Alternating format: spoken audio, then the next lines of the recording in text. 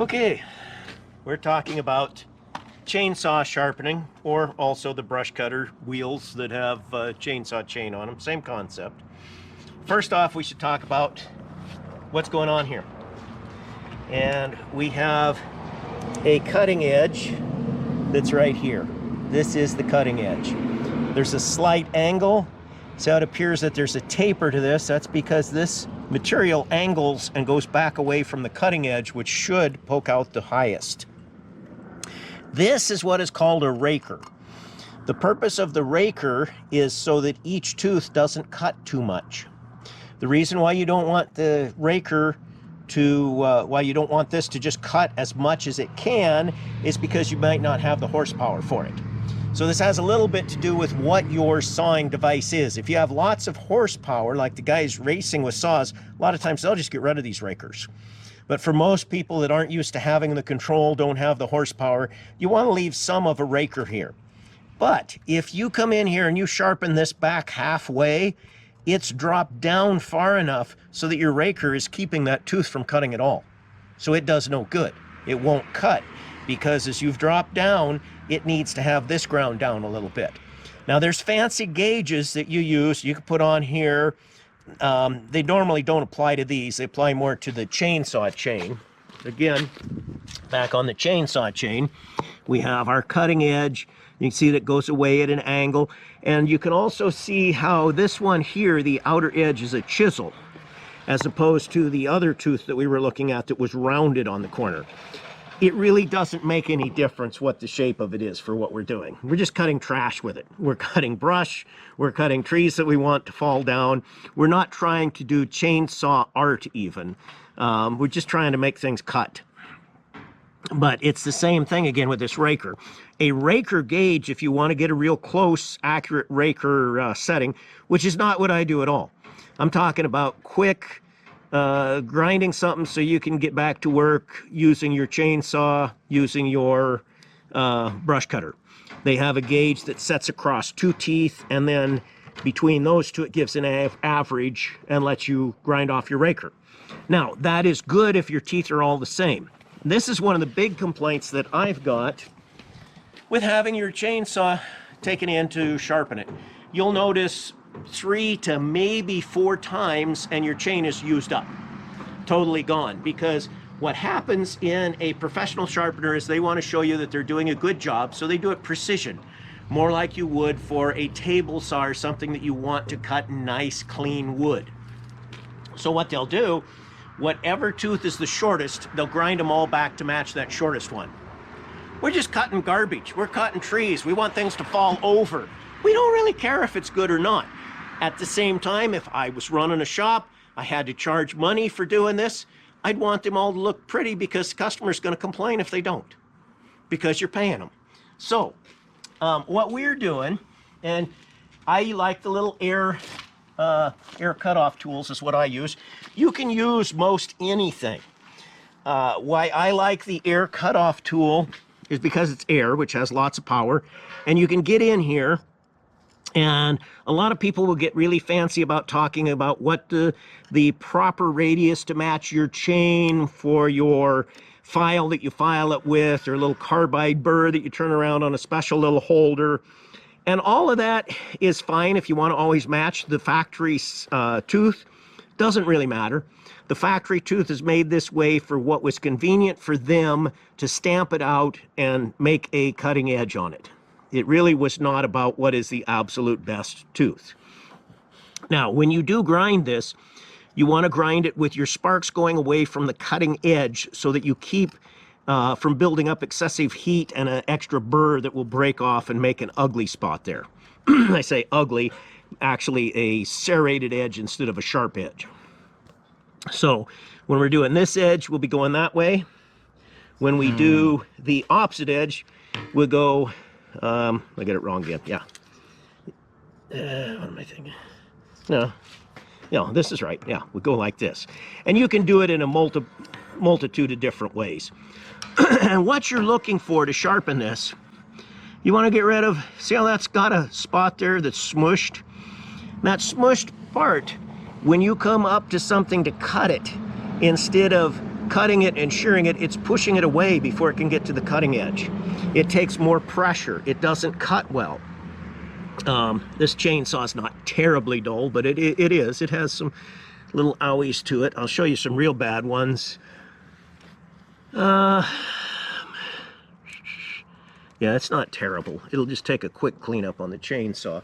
But over here on our brush cutter, and brush cutters really take a gaffing, we'll look at the bottom, which, especially being here in the tailings and Fox, the bottom gets it the worst. You can see this metal's bad all the way back to there, where it's been banging on rocks.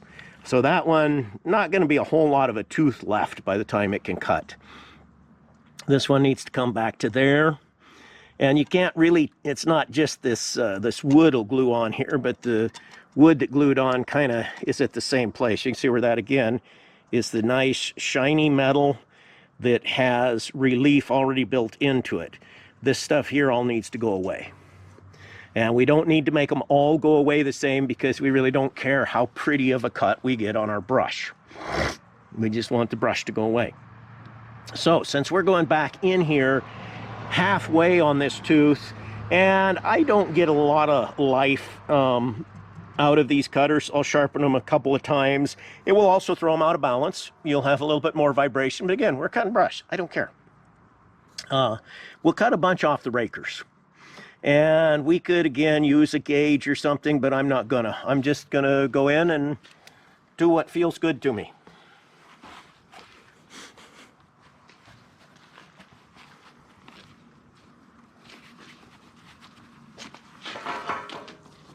And I do wear a face shield now. Another thing too with this cutoff wheel, and you can use the battery operated ones will work just fine too, if they're good heavy duty battery operated die type grinders. If you have the one with the guard over it that's a muffler cutter, you really can't see what you're doing. And there's danger in this. This is one of those things probably not approved by OSHA. Most of what I do would not be approved by OPU. If you have the choice for this, as when we come in here, we're going to grind this, and we're going to be free-form grinding. We're going to twist the angle a little bit to get a little bit of a angle here on the cut. But even if it's straight across the top, it will still cut okay. Part of that angle comes in because we're leaving a relief angle, a strong, actually rake angle, rake cutting angle inside on the tooth is what we're doing. And yeah, the ones with the muffler cut off, you can't see. Normally, I like one that is a wider, thicker wheel than this. This is the wheel we normally have on around the shop for the purposes of cutting things off, slitting. Nice narrow wheel, slits better. It's a little harder to do a smooth, nice job on sharpening these, but I'm gonna go ahead and use it because I don't feel like changing wheels.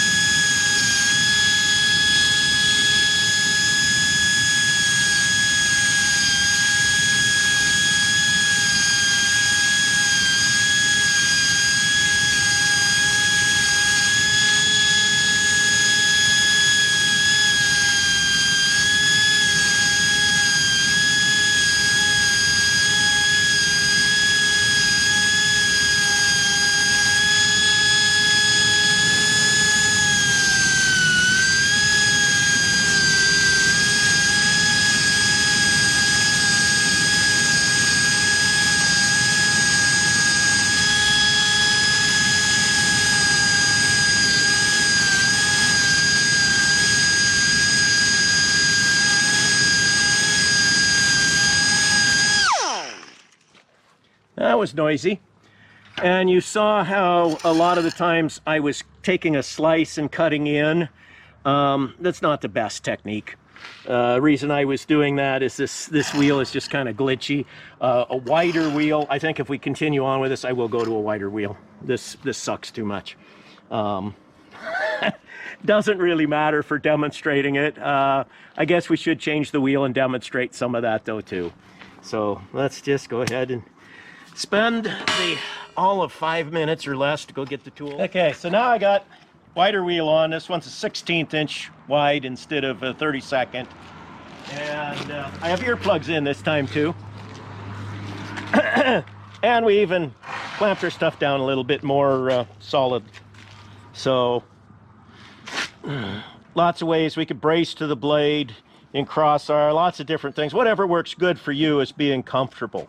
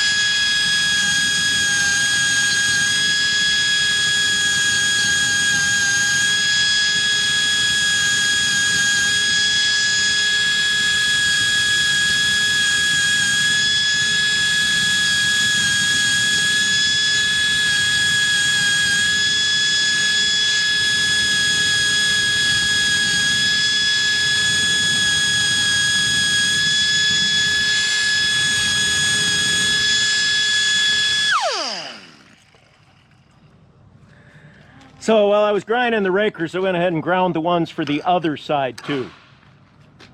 Because I know I'm going to grind them down. Yeah. So I won't have to grind the rakers down again. Now turn it over. A lot of times I'll do these off of the saw, and I find that pretty convenient. I find on chainsaws though, being off of the saw is not as easy. While it's a little bit easier for these to be off the saw, but for chainsaws, I find having the saw, and there's some other stuff we should talk about on the chainsaw that's important too while I'm thinking about it. We will get there. This is a better position. This is easier to grind it. You want to miss the one that's for the other direction.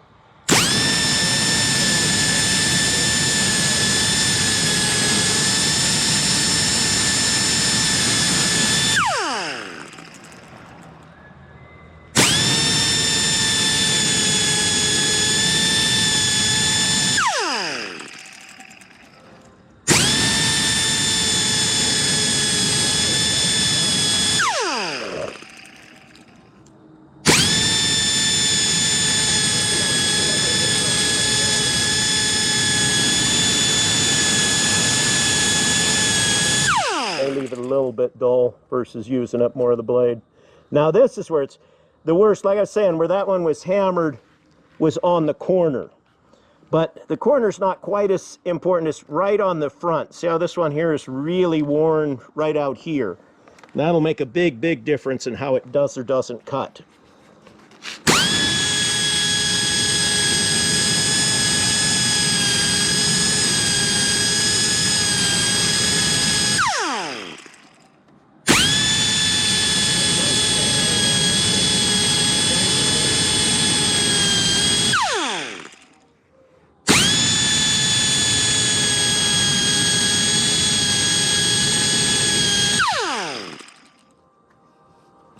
Or it was my glove hitting it.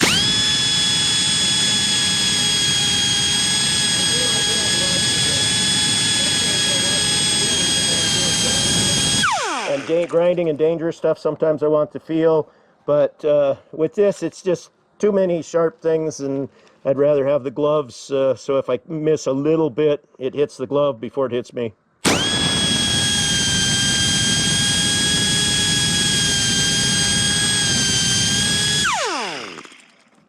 Okay, so that will cut brush. Will it cut brush really pretty? No, but it will cut brush, and it'll be 80 to 90% as good as a brand new blade. Dirt cheap. I usually use them until I get about a third of the teeth are totally gone, and then I sharpen the others. After that, you get to where they're too much out of balance. You kind of got to look at that too. You start totally wipe a tooth out here. One is not too bad, but you wipe out two together, you might want to take one or two off the other side to get it somewhat close so it doesn't vibrate too much. So part of what we need to see here is these are little guide teeth in here. So the little guide teeth in your saw, no matter how sharp your teeth are, and if you got one side that's more dull than another, it will tend to want to pull one way or the other, whichever way it cuts better. And so then what you get as it pulls to one side is it wears this groove out. This groove will also wear out if you don't have enough oil coming in on your saw. Normally, if you have an oil adjustment or an oil pump, I always give them a little more oil, or if it's adjustable, I give them a little bit more oil automatically if that's what it has, if it's adjustable. This one is just fixed, and it gives it enough. It gets wet. But what you do with that too that makes a difference, and this one is not terrible. You can push it sideways, it's not moving. They normally will rattle a little bit back and forth, but if they move sideways, straight sideways, where you've got real play in the chain, then what you have, and they call this peening the bar. You'll go to a chainsaw shop and they will peen your bar for you. They'll put a little gauge in here that stops it from going in too far, and then they'll pound on this and tighten it up so that your chain guides and goes straighter. What I do for myself, if I get to that point, eventually I'll just throw the bar away, but at first, I haven't had to do this for years because, again, I'm not doing as much chainsaw work as I used to. Years ago when I heated with wood, I did a lot of chainsaw cutting, of course.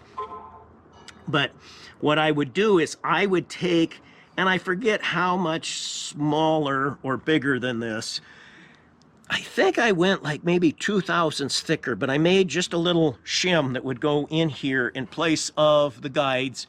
And then I would take a ball peen hammer, land this along a steel bench and pound on one side and put that in and pound on the other side and tighten it up and just manually do it by hand, and it works. You don't have to have it professionally peened. It takes a little bit of time. I would not bother doing it today. I would just buy another bar. I haven't seen any improvement on a professionally peened one versus one peened by hand, but which could also be professional. If you're a machinist, I mean, if I did that, it's professional. If I charge someone. If I don't charge them, then it's not professional. So anyway, that's what that's about. And that is something to keep in mind too. You're guiding on your chain. It makes a difference. So if it can't guide straight, it's going to wander way off to one side, and it's going to cause your chain to just keep on. And what you'll really see, if your chain is tight on both sides, and they don't need to be at the same height to cut straight. You can have one side that's been abused and it's almost used up, the other one out here. The chainsaw will still cut straight, as long as they're both relatively sharp and this is not too loose. You'll see the ones where you start into a cut and it just wah, wah, wah. If it always goes to one side, it's normally the sharpening of the tooth. If it goes to one side or the other, your bar probably needs to be peened or replaced. I don't know what they get for peening them these days. I just know that for my bother, I'd rather buy a new bar anymore. So I'm gonna put my earplugs back in. I'm gonna be lazy and not sharpen all these because it's kind of the same as that, and I just don't feel like it. But I'm gonna sharpen a few of these so we can show that it is physically something I can do. Part of my prowess as a machinist, to sharpen things that are not precision and cool.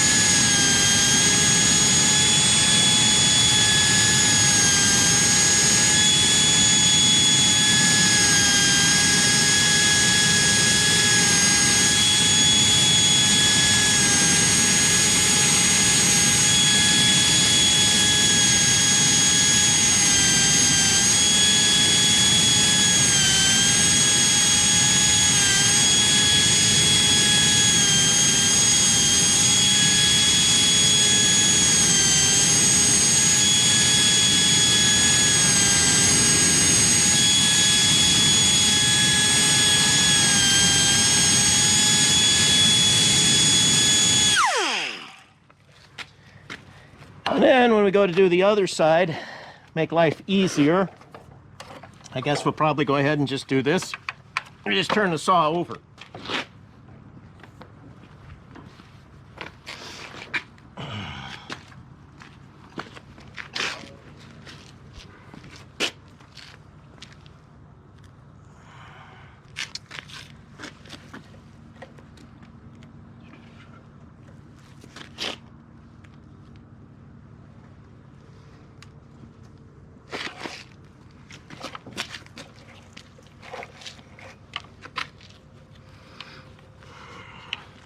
Still not quite the same, so I had to kind of reorientate myself as to what I'm working on and doing here.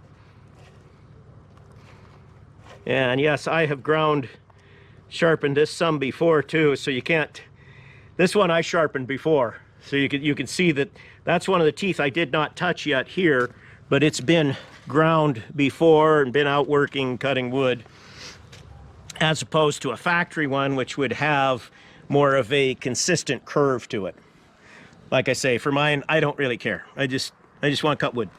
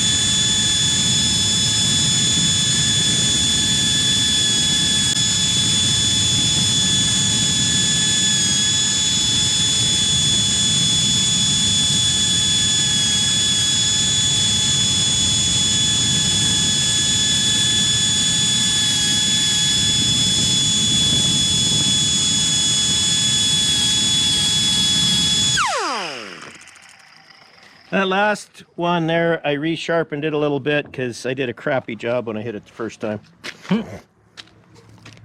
And this one here is not fully sharp, but I was actually holding the cutter a little bit too steep. It should have been up a little bit higher. It's been a long time since I've done this. You'll find a good technique. If you make them too steep, they'll break off quicker and won't stay sharp because they break off rather than wearing off. You make them too flat, they don't cut good. It's another one of those things that you're not supposed to do, that is art more so than science, but yet there's the science of it will cut. If you make it sharp, it'll cut. And I've already, on this one, you can see last time I did this, I already took the Raker stuff down quite a bit. And it's not, it'll cut. It's not all that dull. Probably didn't need that much right now. I think I ground too much on the first side coming around here because I was just trying to show grinding something on the video more so than what it really needed. I wasn't looking at it that much. And again, as I say, my eyesight, hand coordination, I know what I'm trying to do, but it doesn't function as well as it used to. That's life. Yeah, and that is cutting just to cut wood. If you want to get fancy, you can get fancy, but for most of us, you don't need to. It's just a waste. Take the darn chain off. I mean, it's not the end of the world, but why take it off and take it somewhere? Just do it right on the bar. Those I do usually prefer to just put them in a vise and just go through a whole bunch of them and just change them out. We've got other new ones yet, Normally at this point I would have just said throw another new blade on it actually. Then we'll go back through the new ones and sharpen them again. But since we were making a video, went ahead and ground it, sharpened it. We could stammer on about other things, but it's not that technical. So that is our quick advice on ways to sharpen just to cut things. It's not the way to, it might even work for chainsaw art, you know, because chainsaw art, they look more at what they're cutting and it kind of, depending on who it is, but it ain't going to work if you're trying to do a chainsaw mill and you want to really make a pretty board. This is not the way to do it, because you're going to, it will have more of a rustic look. It will waver more. There'll be more big lines in it. And if that's what you want, you know, maybe do this on purpose with some various cutting depths and things so that you'd get an even more rustic look, actually thinking about it. But for most of us, where that really works in is just cutting firewood, cutting brush,